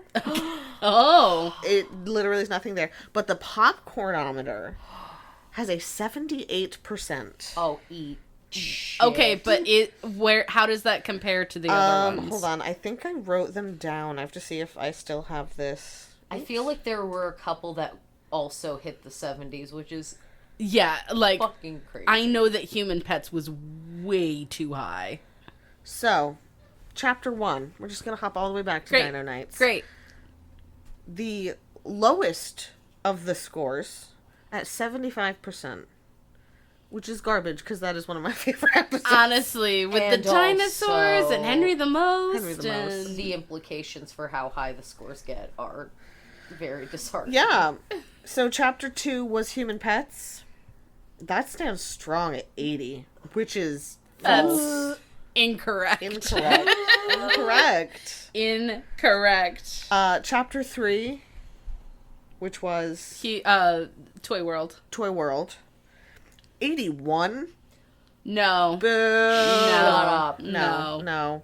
Gross. Then eggs. You know what? We're going to go back. Okay. Before we continue. What would you rate Dino Nights? Dino Nights, okay, in the grand scheme of the whole show, with everything taken into account, Dino Nights is gonna land, like, at a solid 70. Like, Okay. it's barely a C, but it's passing. Okay. Are we grading, like, only against the other episodes or against, like, all of cinema and television? Oh, I was just grading against the other episodes. Yeah, let's do that one. Dino Nights is that low for you against 70. the others? Yeah. Really? About 70. I mean, I think part of the reason that exists for me is because Dino Nights is split into two. Like, the first half of it starts in Dino Nights and it finishes in Human Pets. that's true. Oh, I That's forgot true. that. So Dino Nights by itself has that, like, bitchin' ending and all of that, but, like, the whole beginning of, like, Josh at school and, like... That's fair. Oh, touche. That is annoying as shit. Okay, alright. With that in mind, that does adjust things. I guess compared to the others... I'll give. You know what? I will give it an 80. 80? Okay. Okay. I was also feeling 80. Okay. Okay, so episode number 2, which is Human Pets. Human Pets. What do you think, Kate? 50. Great. Erin? 6. Just 6. Just 6. Great. I'm gonna give it, I'm feeling like, 34. Okay. You know what? I will give it a 12 because of the part that is still Dino Knives. Fair. Fair. Yep. I think that's why Yeah. it's a 50 for me. Yeah, I think I'm actually gonna bump mine up to 50 then. Because, yeah, I really love the Dino I like Knights the art. Dino Knights section of it. Okay, chapter 3. Toy World. Toy World. For me, this is the worst. It is the Too many worst of the clowns. worst. There are too many clowns, but it receives commendation from me for that Geppetto monologue about the destruction of man. That's fair. So it's going to only be a redeeming 35 for 35. me. Okay. I don't remember the monologue compared to some of the other moments in the show. So I'm going to give that one a 6. Because that episode has no Dino Knights. It does not. And it It has just someone who's has- way too old. It has way too crushing many nightmares. Like, is that episode just a metaphor for fucking your toys? I ask this every single time it comes up, and I still don't feel like I have a good answer, even if it's yes. I feel like if you're still asking this question, you need to stop. Okay. For your own mental health. For your own That's mental fair. health. No, I'm going to accept Please that stop. advice. Thank you. I will accept the help that you have offered here today. I'm a therapist. No, I am not. If you're still asking that question, you need to stop. I'm really good at advice, guys. Write in for advice with Kyra. No. Alright, that do sounds not. like merch. Yep. That Yes, shit's it does. hilarious. That sounds like a t-shirt right there. Dude, I would get that mug. Still Like- asking that question. Stop. And you have to turn the mug around. You're still asking that question. You stop. Okay. Okay. I'm giving this episode. God, it's not good. I'll give it a 22. Okay. All right, chapter 4. Penis worms, eggs Penis from worms. 70 million BC. Do you want to grade it then I tell you the score? Yes. Okay. Okay, so full disclosure, this is my absolute favorite. You're so weird. Points are off for the penis worms. Points go on for the depiction of a very sad race of people who are under threat of slavery. That really, that's the winning factor of that episode for me. fair. Is really it's And that fight intense. scene, just Oscar worthy. Oscar-worthy fighting. Moments of it were better than other fights in the show. Yeah, there Because are they did it half speed. There and are- then Yeah. speeded up the film. there are more lines in that episode that make you say what's a nice line in here, like Yep. you doing in a movie like this. Like, so because of that, I'm gonna give it a 76. 76, just like the Yeah. trombones. Love it. So the highest grade you're willing to give Josh Kirby is a 76. Indeed, I know what I'm here looking at. I know what I'm about, son. Okay, well, with my curve for it just being Josh Kirby, I'd give that episode a 90 because Oh. I actually agree with you. The penis worms freak me out. They're weird as fuck. I find a lot of the characters whiny assholes, and I think that makes a lot of sense. And yeah, like, when I, like, that monologue you talked about, Yeah. like, I don't super remember that, but I just remember a lot of moments in that episode where I'm like, damn, they fucking went for it. like yeah. they went pretty hard. Yeah. And like did not shy away from some rough shit. Hashtag Azabeth sure is fucked up. Yeah, that's fair. Yeah, so of the episodes, give that 90. And I just want to say before we come in with the Rotten Tomatoes, like I'm scoring these how I see them. Like I'm here for a bad movie. I enjoy the bad movie. It's not that I'm watching this and being like, this is a beautiful piece of cinema. It's not. That's fair. For me, it's a 75. 76. Frankly, my I'm being more generous than you, and I think I like it less. So, if for no other reason, just because like I have less affinity for it, I have less of the like, the investment in it, connection and all that. Yeah. I'm grading that one a 70. Cool. Not my favorite, but some very poignant moments. Yeah. And no creepy toys. No creepy toys in that one. Yeah. That is very true. Just creepy dick worms. So, the score on Rotten Tomatoes, or the popcorn, whatever, 78. All right. That's a respectable answer, Internet. That's a respectable answer. All right, so the next episode is Journey to the Magic Cavern. the Magic Cavern, our fave mushrooms. The mushrooms. What do you think? For me, it really loses points because it's so much filler and there's so much racism. I'm gonna give it a 60. Okay. I am appreciative of the makeup and costuming, the production elements, like the physical elements were pretty on point in that episode, which I really appreciated. The editing was dog crap. Yeah, it was bad. And lots of not great The visuals stuff. Yeah. So I will give that one 58. 58? Okay. That's mostly makeup. That's fair. Yeah, this one is going to score on the higher end for me because I think in terms of like the makeup and costumes, the world building of the mushroom people I thought was better than most other places Of the that world they've building been. that they did. Agreed. Yeah. And just for me, just enjoyment wise, that was one of the best ones for me. Like the racism was real rough. But You like Ding. I like liked Ding. Ding, I like yeah. Mr. Beauregard, the most.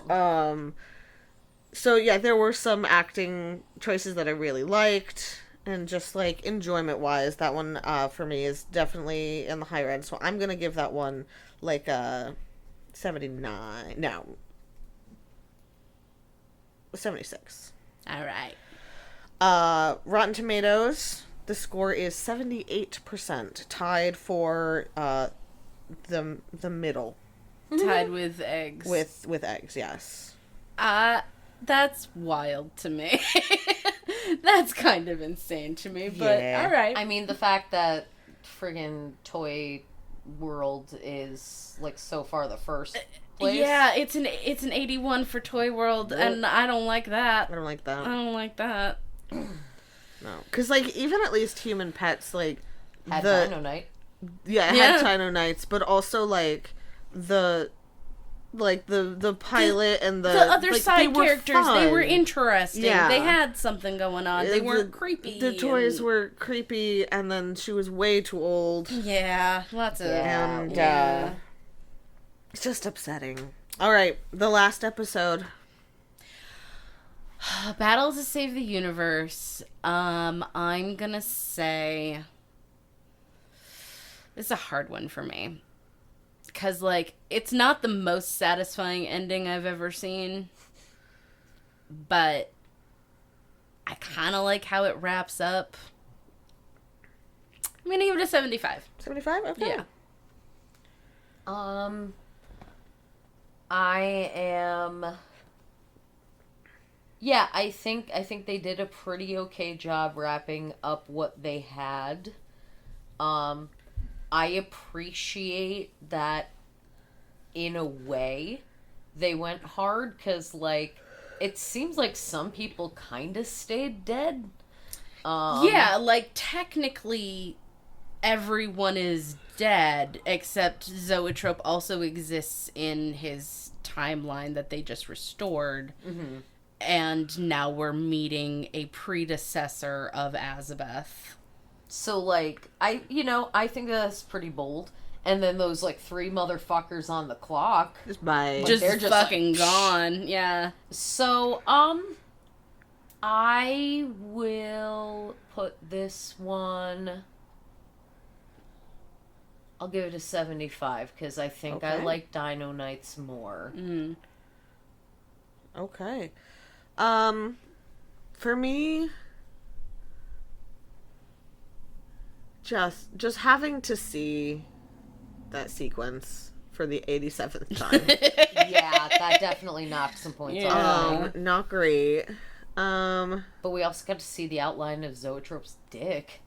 That does not rank it highly for me. No, I'm not. No, that did not add points for me either. I'm just talking about in Just a things that world where happened. we could see things. That's what we saw. That was one of the things we saw. It was. It was. I thought that the ending was silly and cute and goofy. Very 90s ending. Yeah, super 90s. And, you know, in the world now okay. where we very often don't get things to be wrapped up. So I thought the wrap up was silly, goofy, cute. Yeah. And in a world now where so often things don't get to wrap up because things are just canceled Right. or whatever. Yeah. It's nice to have the whole arc. Yep. You know, and Yep. that's kind of It's refreshing not just when you gonna get that. leave you hanging. Yeah. That's true. So I'm gonna give this one. I'll give it like a 67. Respectable. Yeah, not bad, not my favorite. Yeah. Yeah. But I did appreciate the drama of it all. Yes. Tension. Tension! So on the tomatoes, this got tied for first with Toy Fucking World, Toy 81%. 81. That is Isn't that weird? bonkers It doesn't make to me. sense. Like, I understand people enjoying the final, like, Yeah, the wrap but, like, up, Toy but World? Yeah. Bleh. Gross. Gross. All right, just out of curiosity, Pete, how are you feeling? You saw the first episode, and now you've seen the last episode. How's that treating you? What a I ride. prepared a response for the last episode just in case you asked me. Yeah. So minus 30 points for the kissing scene, and minus 30 points for making me think about Ronald Reagan. That God, I love you so much. score is perfection and well justified. Excellent. Thank you for your well thought out review. Love it. Love it. I love this man. You're gonna marry that guy. I'm gonna marry that guy. Happy Pride. Happy Pride! Yeah, so I figured we could close out this last episode with the one thing that I have been trying to acquire and have not had the patience for Yes. since I was a child. I have compiled a complete list of the 21 codes of Kang. The codes of Kang.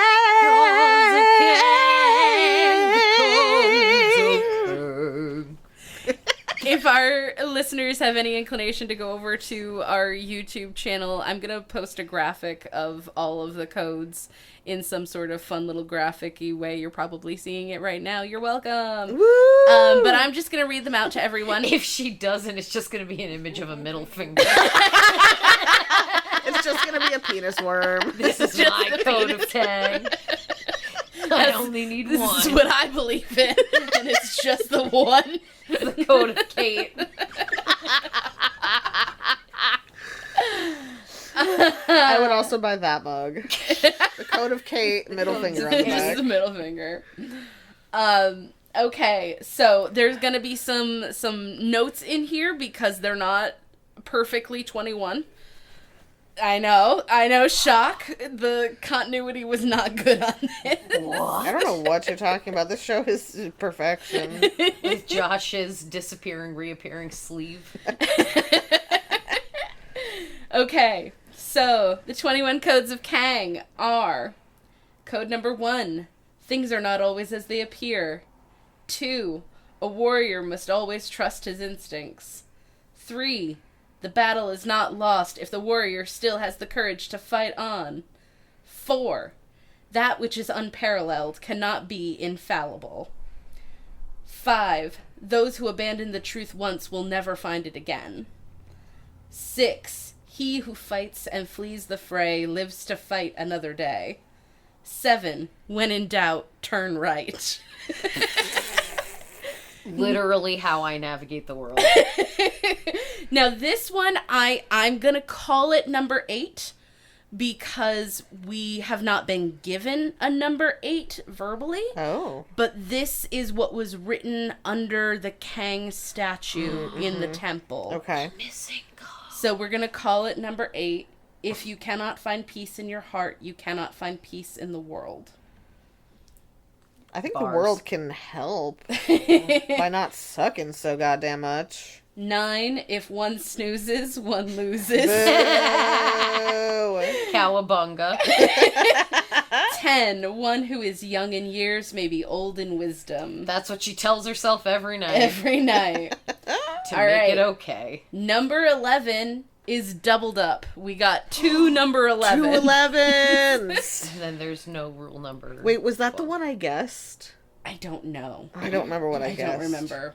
Number the Crazy, first though. number 11 is an arrogant leader defeats his own purposes. The second number 11 is there's a first time for everything. As in having a doubled up code. But that's the second one. Yeah.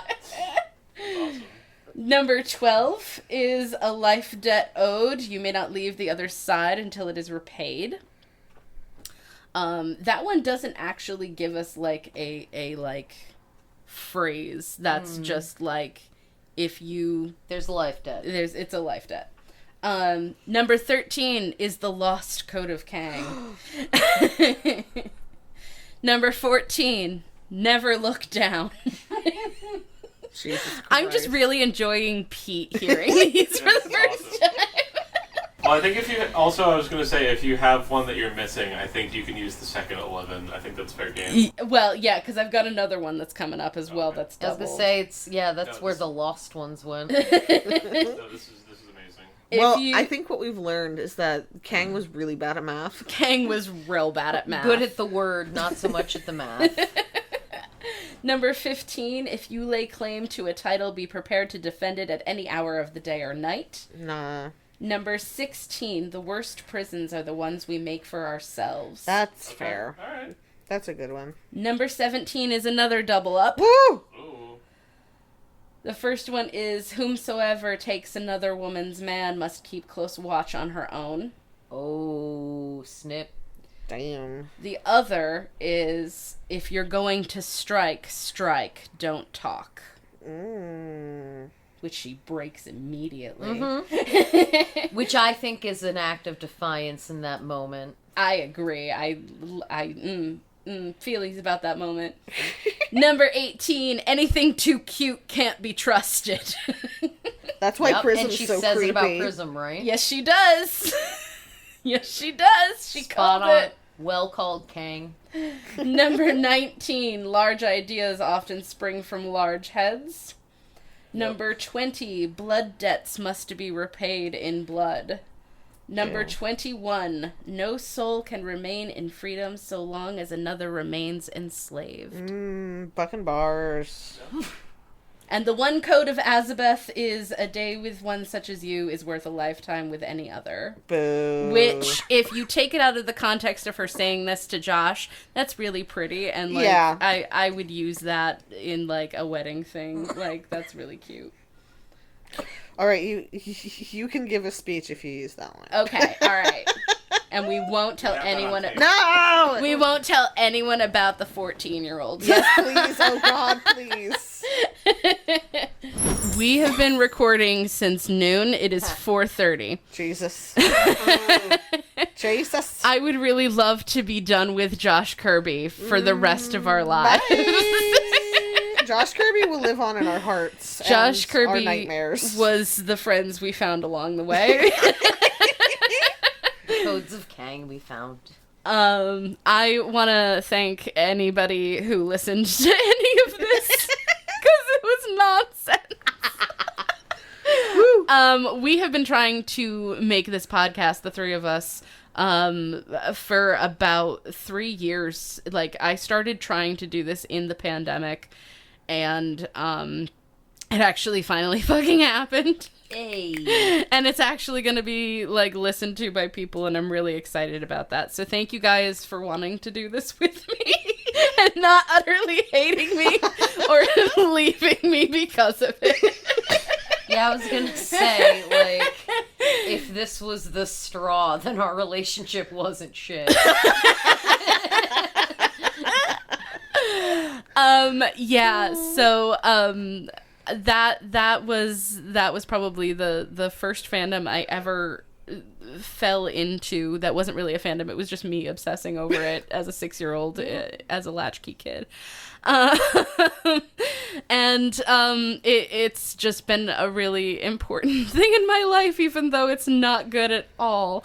That's what makes it so great. That's what makes it wonderful, and I hope folks come back and join us for other pieces of media that have not necessarily been well made, or some of them that have and just nobody knows about them, and they live in my childhood and I feel the need to share them with other people.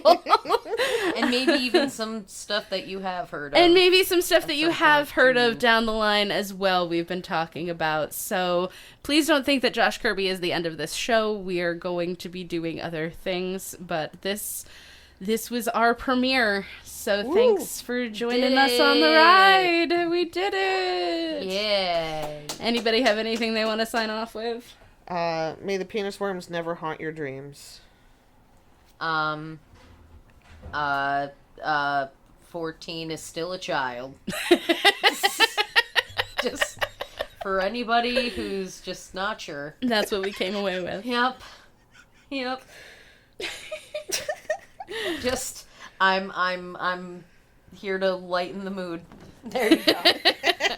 All right, let's punch time in the dick and be done with this. We're done! Thank you for listening to You've Probably Never Heard of It, or Tales of a Fandom Reject, hosted by Cate Seeley, Erin Ouellette, and Kyra Fitzgerald. This podcast was edited by Cate Seeley. Our sound engineer, key grip, best boy, caterer, is Pete Fritz. We are part of Two Penny Productions.